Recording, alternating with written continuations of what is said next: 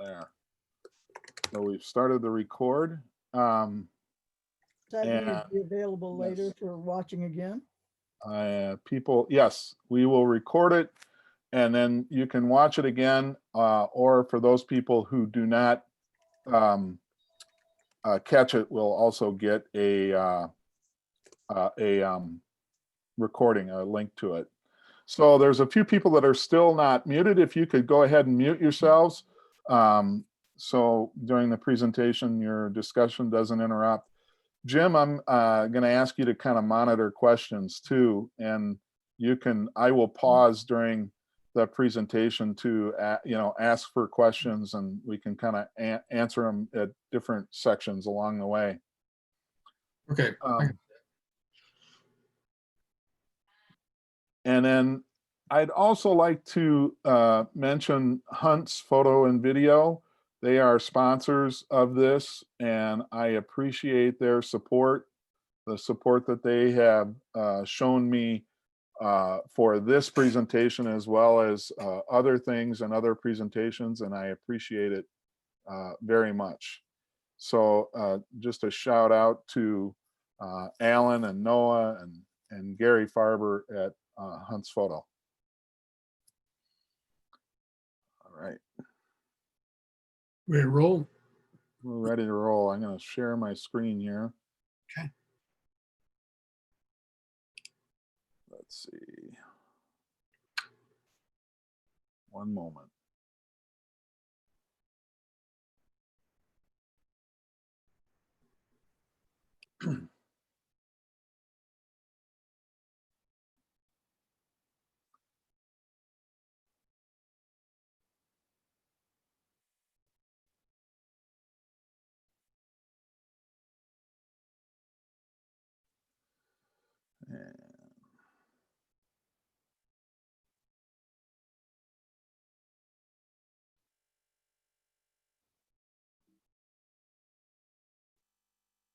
Oops.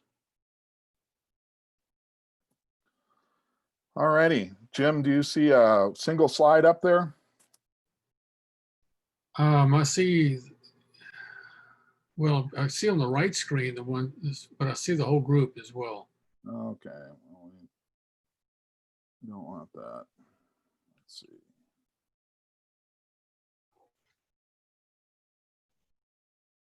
There. How's that?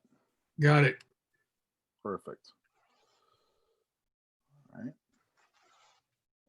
right. This presentation is I have entitled ColdSnap Studio. It's photographs of about 18 years of living and working on Minnesota's North Shore of Lake Superior.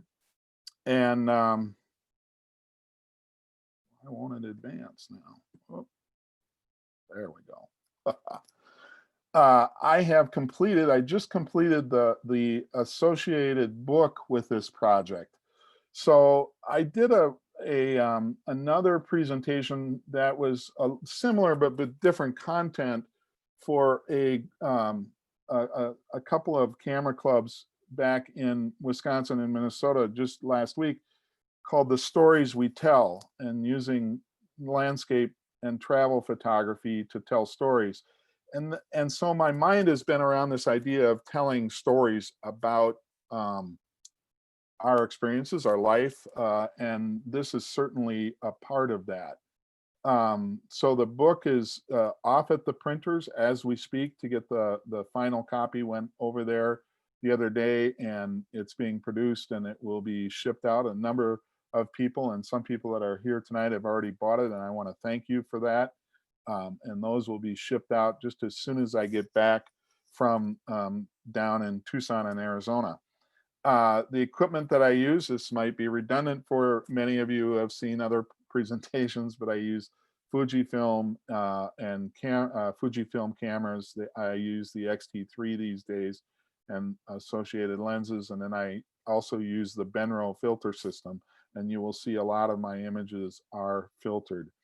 I've split this presentation up into about 5 different segments that start with the studio, and I talk about the studio and some photographs from that area, and then also the surrounding areas, the areas that aren't very far away, Gooseberry Falls, Split Rock, Stony Point, Two Harbors, and then what I call further afield. So the map that you see here, the little red star, for those of you that haven't been up to my studio, that's where it is. It's just inland a little ways off the shore. It's not right on the shore, sort of midway between Two Harbors and Gooseberry.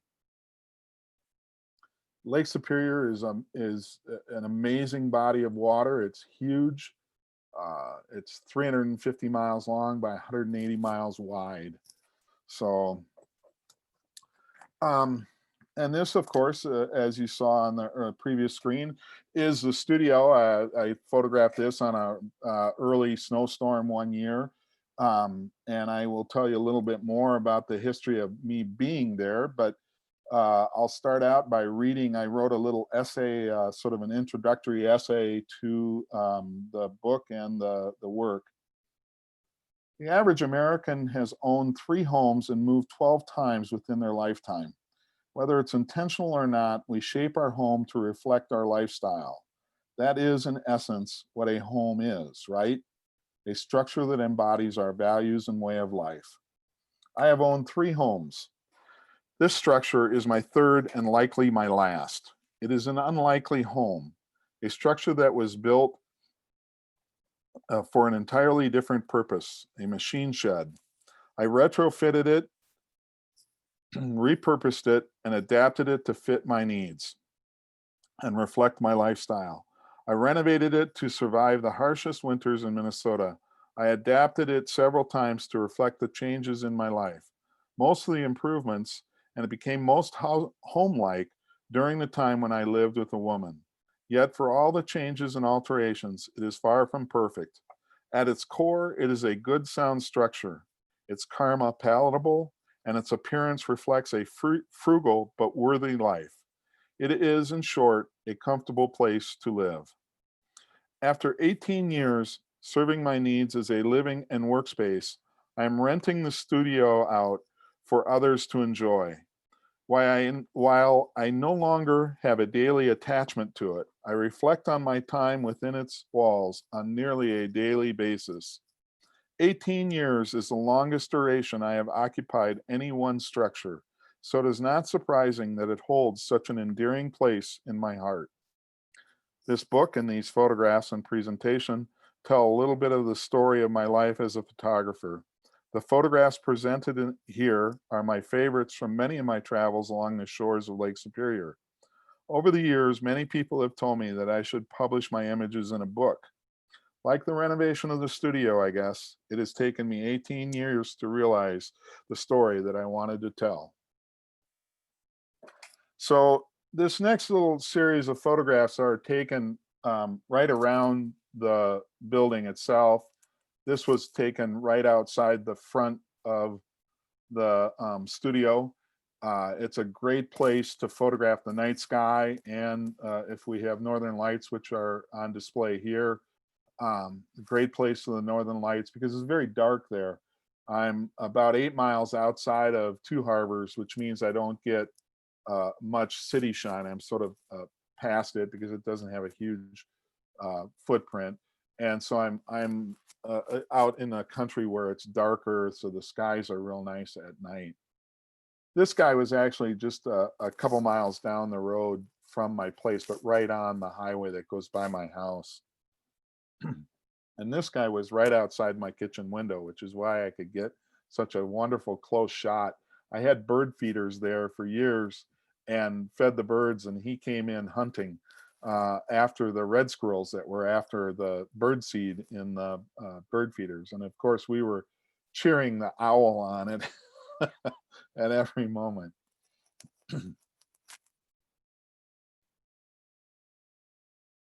This guy was right down the road too. He actually wasn't on the property, but one of the wonderful things, there's a number of wolves that would pass through the area, and he was a alpha male, part of the pack of 4 that had a female, a black female, two other females, and then he was the gray male. And he was a wonderful guy. And at night you could leave the window open, which I usually did in anytime in the spring or summer, and listen to the wolves on some nights when they were howling and hunting. In the spring of the year is one of my favorite times in the area, because there's a number of ponds that are on the property, and the frogs just go nuts. And it is a symphony of frog sounds. There's about 4 different species of frogs that are all singing in this wonderful chorus that would lull me to sleep at night, which was quite nice. A pileated woodpecker. There are many, many different bird species and that we had coming into the bird feeders when I was actively feeding the birds. Since I changed it to a B&B, the bird feeders I didn't maintain. We had a bear that started coming in. He came in several years in a row, and so I did not want to encourage the visits of the bear.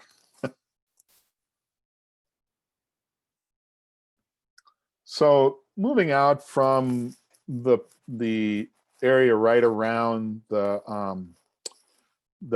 structure, the building itself, you go to the nearby places, and Gooseberry Falls is one of the nearby places. And Gooseberry Falls is actually one of the very first earliest memories I have of being on the North Shore was from Gooseberry Falls. When I was about 5 years old, my family went to Gooseberry Falls and camped there. And I'll read a little bit about that as well. When I was 5 years old, our family loved to camp. My father was a salesman, and my dad decided to combine the two endeavors. He bought a travel trailer. In the summer, he would pack the family into the station wagon, hook up the trailer, and we would travel around the state, staying in local and state parks, while my dad made sales calls on the local businesses. The first time I remember being on the North Shore, we camped at Gooseberry Falls. While hiking, my sister spotted a northern pike in the Gooseberry River. My dad went to a local bait shop where they told him he was nuts to waste his time fishing in the river. He caught 2 large northern pike for dinner that night.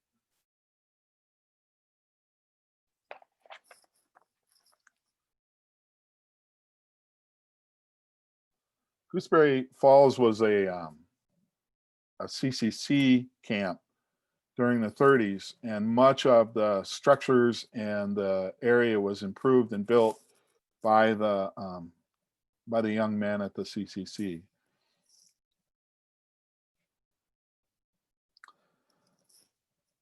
My first trip to the North Shore for photography was about 1978. I was in college, and I had recently purchased a 1972 BMW 2002. I thought I was a cool guy on the campus. I carefully packed all my camera equipment and camping gear for a long weekend trip in the late fall. I spent the day exploring and photographing along the shore. That evening, when I started to set my camp, I realized that I had forgot my sleeping bag. I spent a very chilly, sleepless night in the car with the heater running. I cut the trip short, driving home the next morning. That was the first of many road trips to the North Shore. I had been bitten by the big lake bug and could not shake it.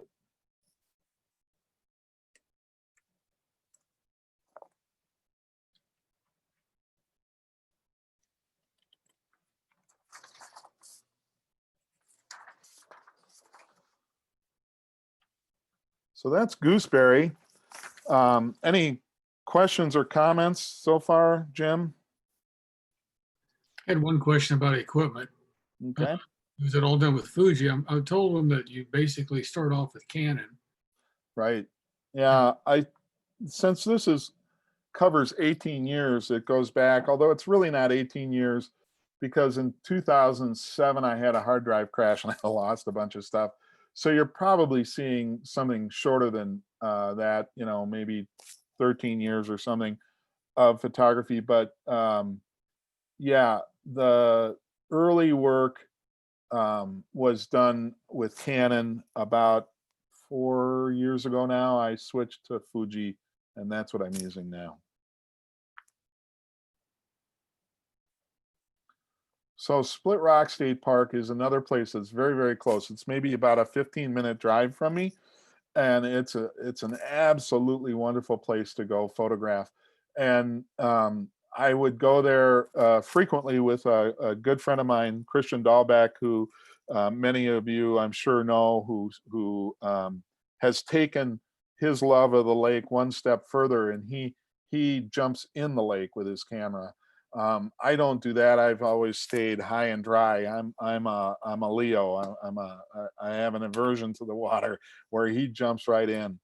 But and I recall one point he and I photographing there, and the light was so fantastic. We were set up on the Ledge Rock Point, and it sort of faces both east, northeast as well as southwest, and we were running back and forth across that point, the two of us, because we had two cameras with us, and one camera set up in one direction and the other camera set up in the other direction, and we're running back and forth and high-fiving each other as we go by, because the light was so fantastic, which can happen there. It's a very wonderful place to photograph.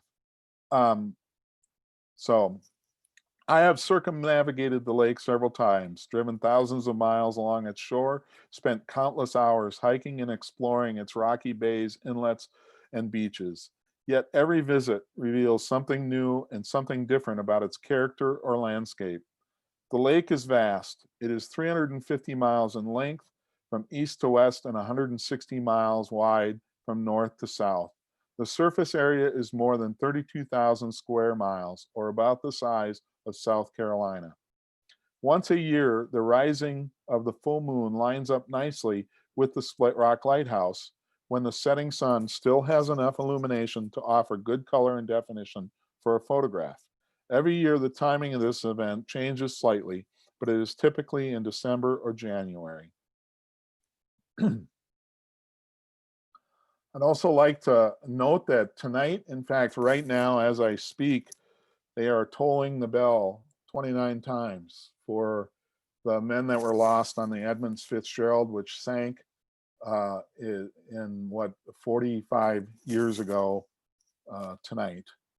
And every year the lighthouse has a lighting ceremony. It is the only time of the year which they publicize that they are lighting the light. They light the light other times of the year, but the November 10th is the only time that they publicize it in advance, and it is a very popular event with lots of photographers that attend. And I know that there are a few that told me, hey, you're doing this on the lighting of the Edmunds Fitzgerald, which I did not realize when I set it up, but I know there are a number of photographers that are probably over there shooting.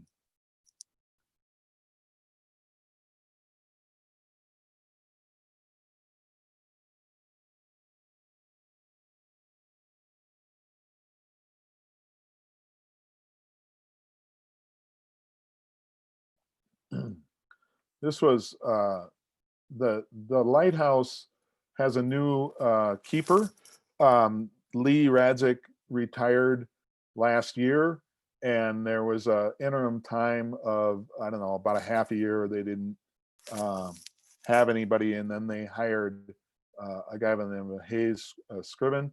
And fortunately for me, I knew Hayes quite well. I had just worked with him on a project at his previous job, which was the Richard Bong Museum down in Superior, Wisconsin. And I had worked extensively with him at that location. And so I knew him quite well. And it was quite nice that when he took over and I contacted him about an idea that I had, I wanted to photograph with the Milky Way and have the light lit, but lighting the light would have been way overpowering for this photograph. So what I had him do, he was up in the lighthouse. He had just a handheld LED light that he shined up into the Fresnel lens to kind of illuminate the inside of the lighthouse portion, the light portion of the light there. And that gave it that wonderful little glow, and I was still able to capture the Milky Way.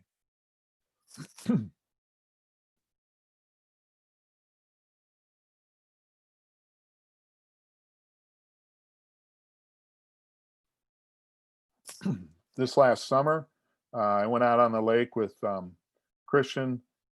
We wanted to photograph the Neowise comet. And again, Hayes was very helpful with this, and we were actually on the phone with him. We got a hold of him and said, "Hey, you want to get up at about 3:30 in the morning and turn on the light?" And he agreed. So he got up at 3:30 in the morning. We were on a little boat out on the lake, and so we photographed from that little boat out on the lake with him positioning the light for us and turning it on so that we could capture this. This is handheld on the lake with a wide angle lens.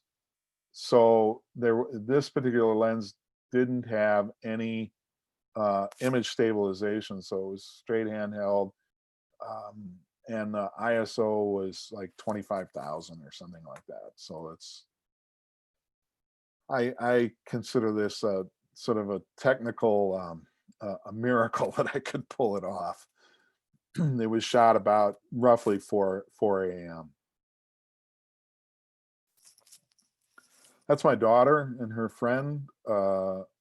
This was another technically very challenging photograph to make. My daughter and her friend came to me and said, "We want to be photographed with the Milky Way. Can you do that?" I said, "Sure." So we went to Split Rock. I set up the camera, and I had a LED spotlight, which was a very intense spotlight that I wanted to use to illuminate them. And the reason I wanted that beam, that was a narrow beam, to illuminate them was so that I didn't get a lot of fall off light in the foreground, so that here on the rock in front of them wasn't glowing white and lit, but rather just them were illuminated. And I can do that with a pretty directional beam. So the problem was it was so intense that no matter how short I tried to make the light on them, it just blasted them out. So the first couple shots I did, they were just totally washed out.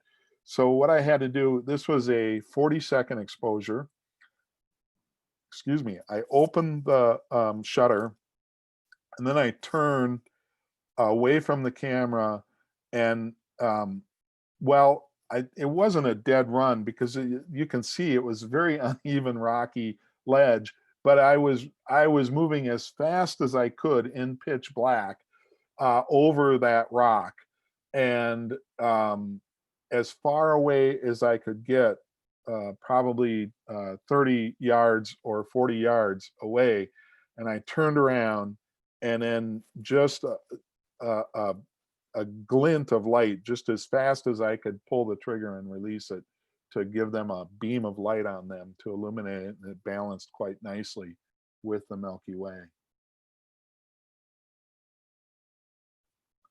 This is just down the shore at the outlet of the Split Rock River.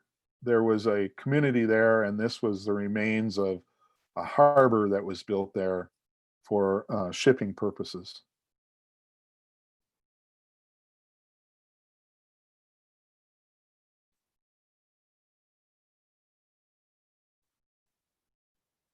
And that's Split Rock. Any other questions, Jim? Are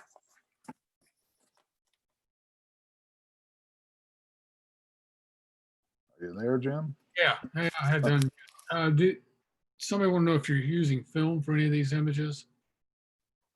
No, this is all digital.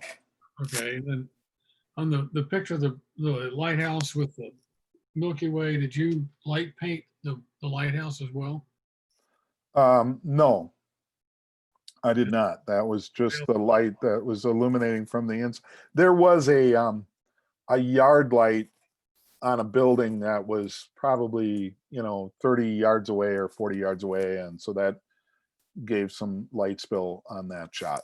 What program do you use to track the moon and the sun? I don't,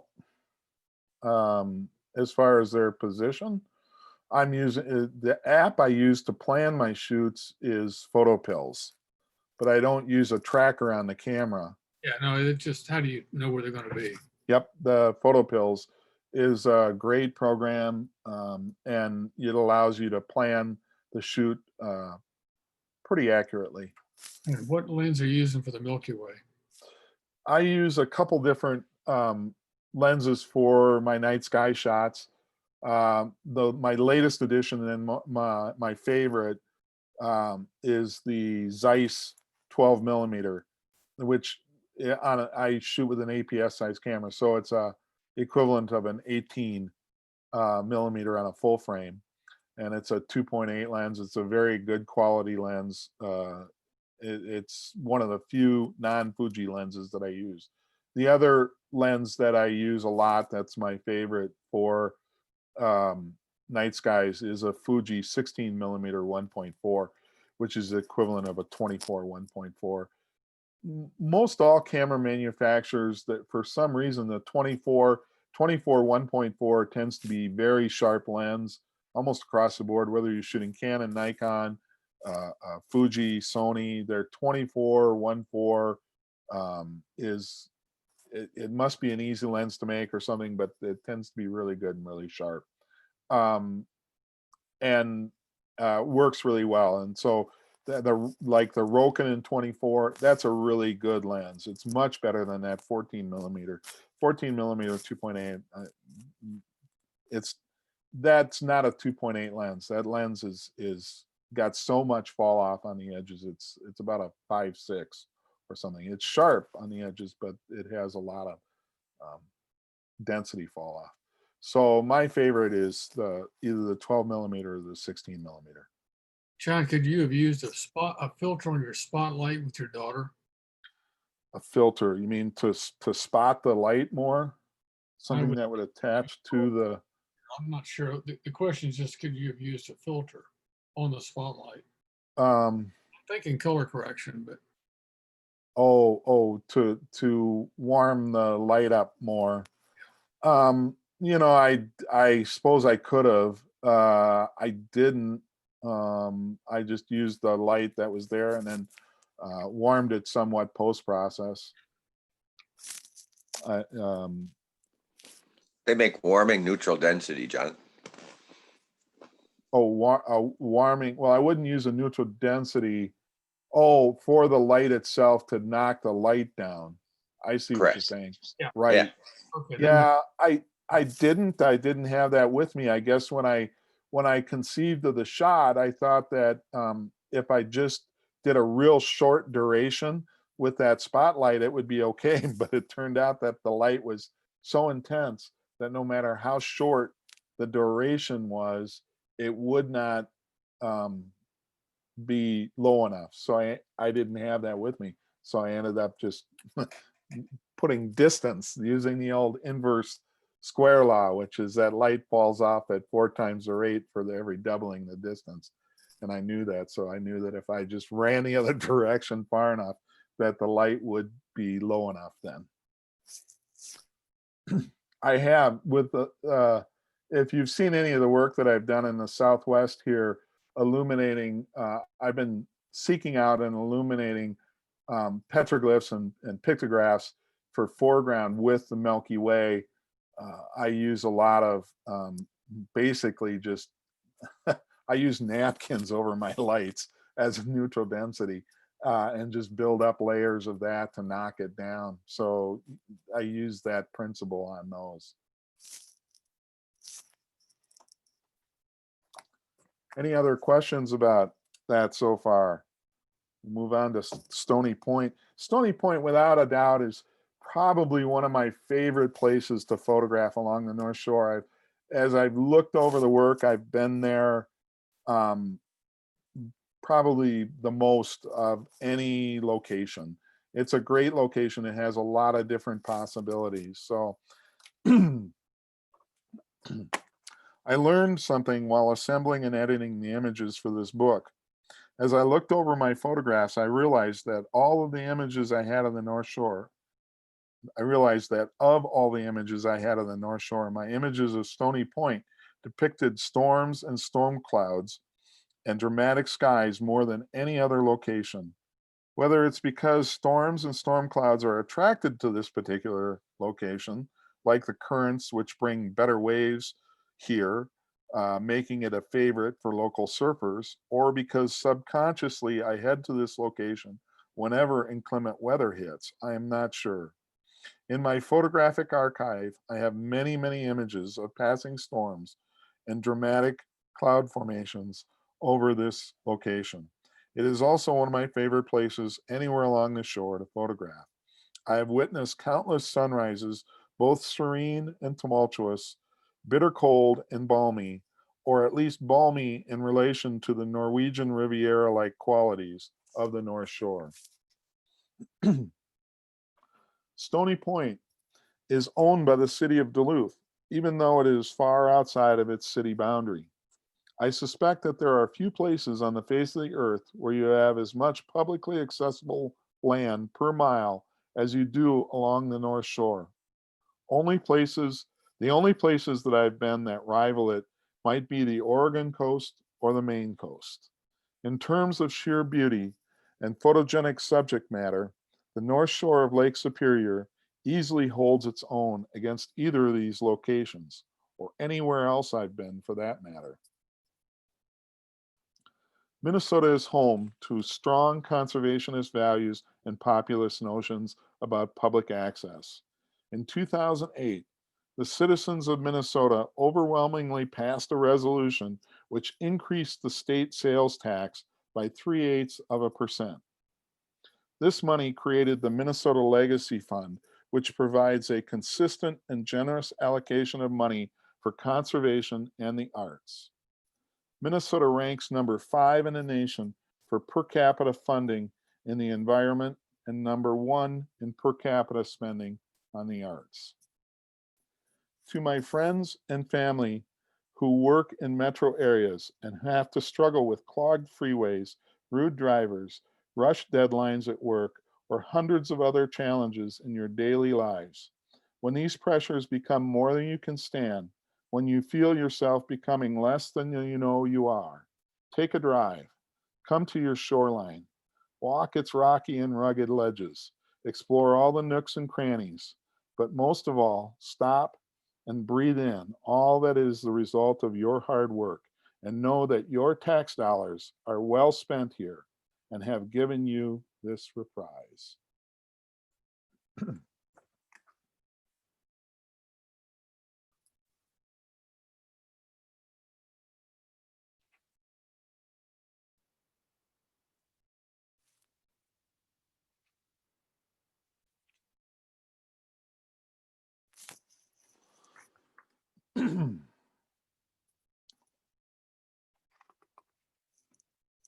Shot this shot just this last summer. I had some clients staying at my Airbnb and they wanted to buy an image, and they saw me post this on Facebook and said, "Hey, can we buy that because you took that while we were here?" So I did. Made a really nice print for them.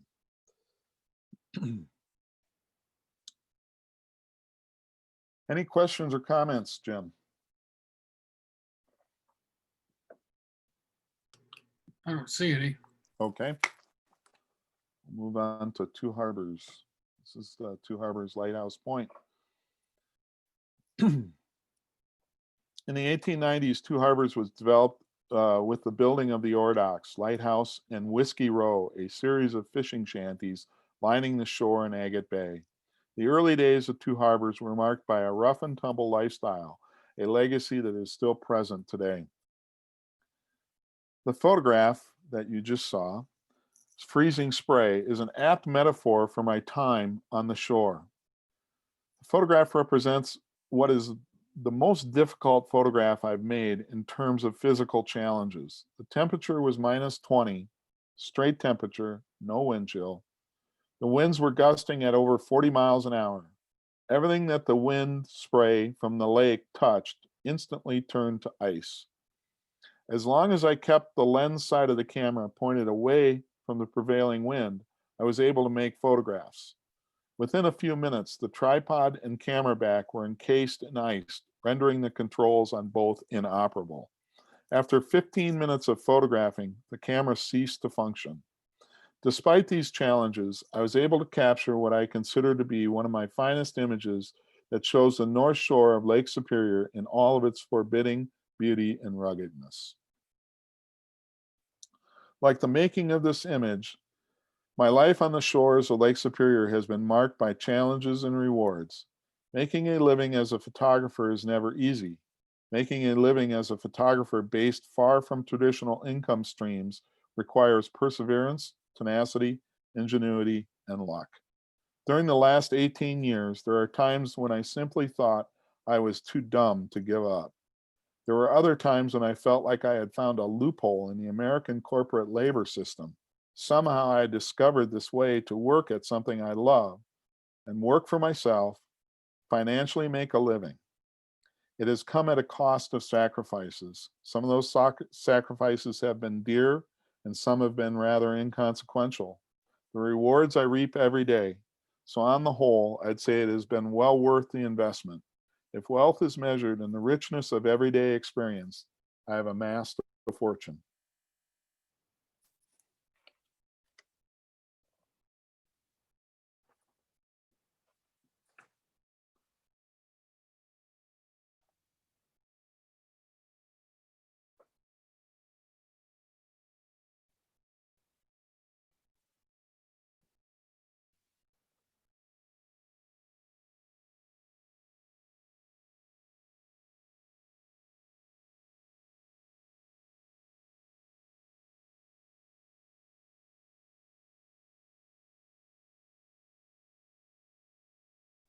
One of the things I really love about the Two Harbors Lighthouse Point is you have both these areas of incredible natural beauty and then the industrial look as well. And so it's kind of fun to play with both and explore visually both of them.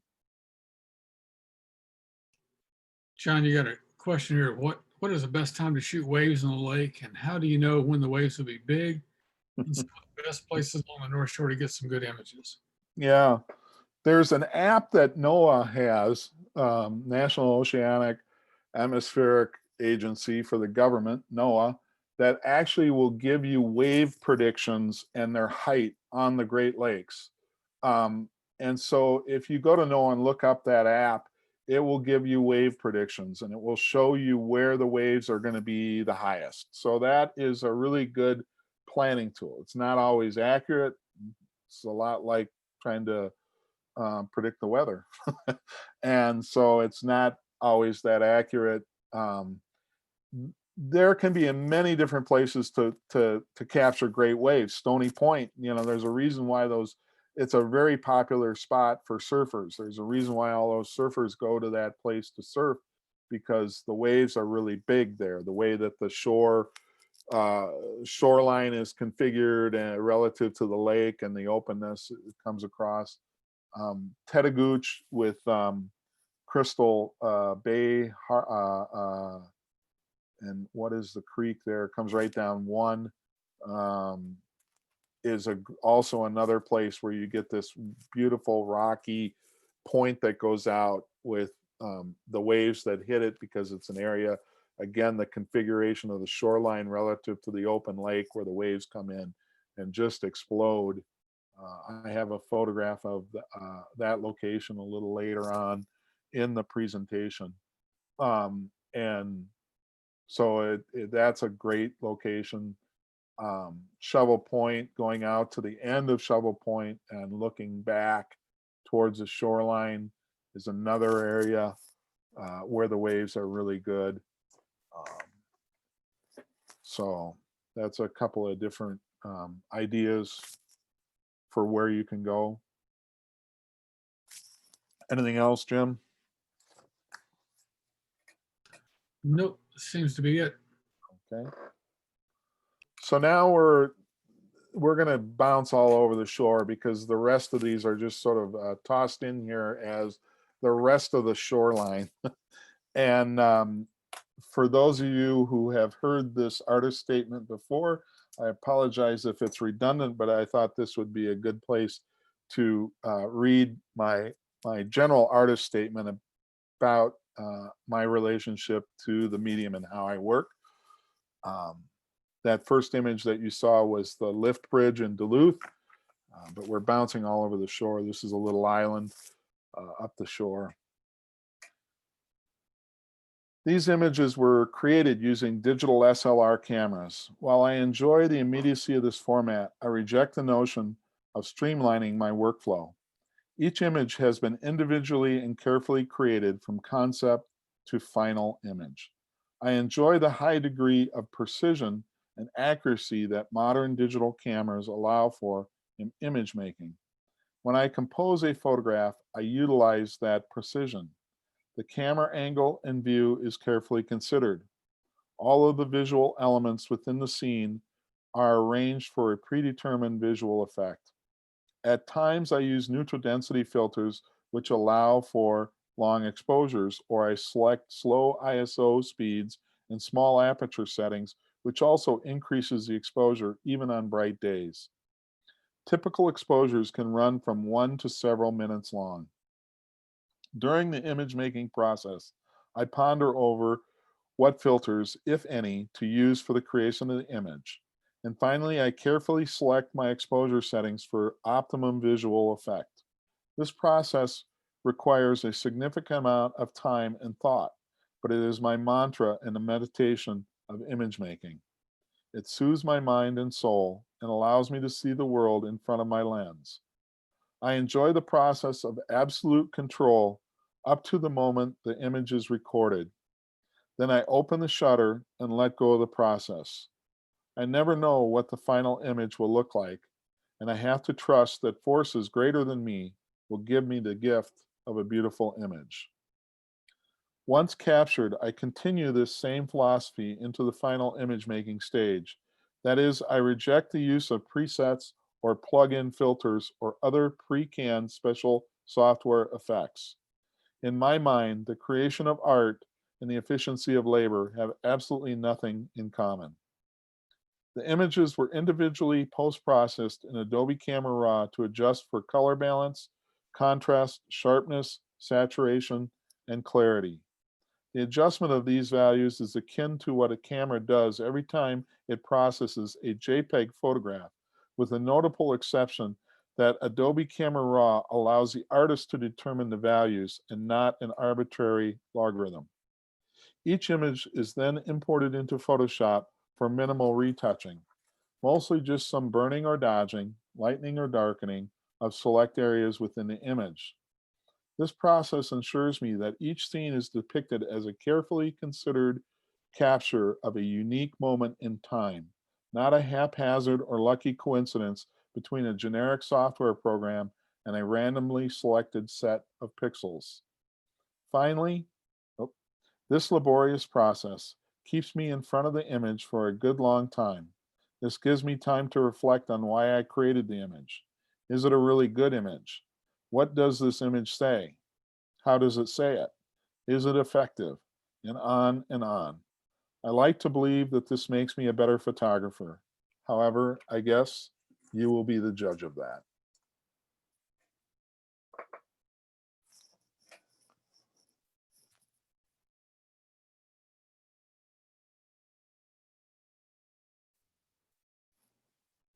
This is my little series on trees on the edge of the shoreline. I love photographing trees, and I love using them as an element, certainly in these photographs, as sort of a near far, giving a sense of perspective and depth to the image by including a very prominent subject closer up, which is in this case are the trees.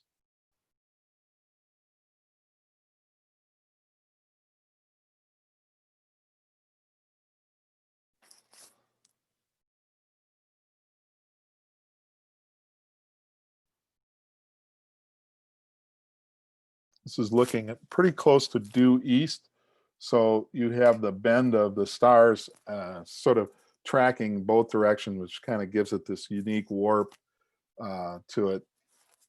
So the North Star would be to the upper left part of the frame, and the southern hemisphere is to the lower right, so you get it tracking around both.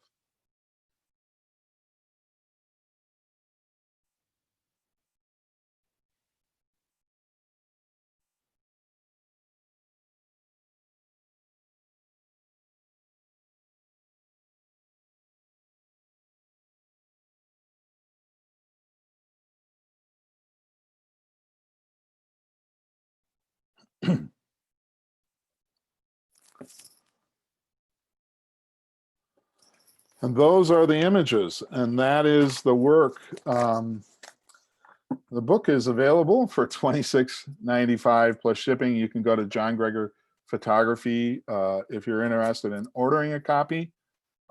They'll be coming in, as I say, in the next week or so, and I'll be shipping them out. Those of you that have ordered already, thank you very much. I appreciate your support on it. I'm very excited about this book. The last book I did everything myself, and you can kind of tell I am not a book designer. I'm not a graphic designer. I'm a photographer. This book, I had a good friend of mine who's really talented, and I was able to hire him for a fraction of what he normally would cost, and he has really helped this book look a whole lot better.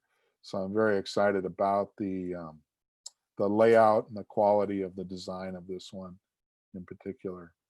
You can follow me and keep in touch with me on social media at any of these places. On Facebook, john.greger.5, Instagram, john.greger. I've also brushed off my YouTube at John Greger, and I've started to post more on that. I will be adding another one here in the next week or so, trying to post on there a couple times a month anyhow. My website's johngregerphotography.com is where you'll find my fine art prints and the books. And then coldsnapphotography.com is for my workshops, tours, and adventures. Either one allow for newsletters. And the John Greger Photography, I actually have not done a newsletter for that group yet, but I will be publishing one here soon. And that one relates more to my travels and recent work in a non-educational fashion. I talk more just about the experience of either making the photograph or where I'm going to be photographing.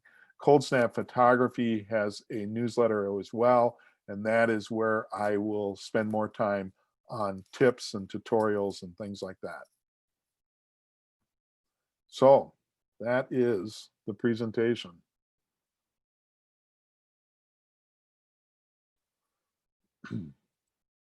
Questions? Hey, John, that was great. Really enjoyed that. Thanks. A lot of thank yous and inspirations posted. No questions. Okay. Just want to thank you. I always enjoy looking at your pictures and learn a lot from you, John. Thank you. Thank you, Dandy. Hey, John, Steve here. I remember back many years ago when you were still building that shop. I took one of your, I was living in Duluth. I moved to Iowa, and then I went back up to Two Harbors in the winter for one of your winter wonderlands. And I think the biggest lesson that I learned was centeritis. Yeah. Don't put it in the center. That's right. Made a big difference in a lot of my photos. Well, good. John, as always, a great presentation. It's always so Thanks, pleasant hearing you give your presentation, no matter what it is. Thank you. Thank you. Thank you, John. Thanks. Hey, John, Gooseberry and I really enjoyed it. Even though we have left the frozen Northland and our frozen photographer friends, it sure is nice to be able to catch up. Sure. And where are you at now? We're down in North Carolina. Smart move. Well, we wonder sometimes. You know, it's funny. I'm down here. I go down to Utah and then Mexico during the colder months now, and I have to admit, when I see people photographing and posting all these beautiful, beautiful images, because the winter light is absolutely gorgeous, especially up on the shore of Lake Superior. And I do admit that I get these nostalgic feelings and tugs to say, boy, am I doing the right thing? And then I think about that lower dull ache pain in my lower back that set in about November and didn't leave until about June. and I say, yeah, I'm in the right spot. We were laughing earlier when you were talking about freezing your camera and having to point downwind. We were down at Canal Park one day at 35 below trying to get one of the last freighters coming in. And the battery in my Nikon, brand new, freshly charged battery, lasted almost exactly 4 minutes. Yep, it eats batteries pretty quick. Hey, thank you. Enjoy Yeah, it. thank you. Thanks for watching. John, one of the things that I started doing when I was doing night shooting, Mhm. take a hand warmer, put it against the lens and hold it in place with a rubber band. Keep the lens from fogging up. I actually had a whole black body that I had on a camera sitting, on a tripod, and when I went out to pick it up, it was all white. It frosted it so bad. So. Yeah, we started putting an electric hand warmer in the gadget bag, one of these 10 amp bricks that's a combination hand warmer and battery for recharging other batteries. Yeah, works well. Actually, what I would do typically is I would put my spare batteries inside my mittens in the palm of my hand, which kept them warm, because frequently I was, keeping my hands closed if I wasn't shooting, and that would keep that battery, the spare batteries, pretty warm. And I always knew exactly where the spare was and how many I had.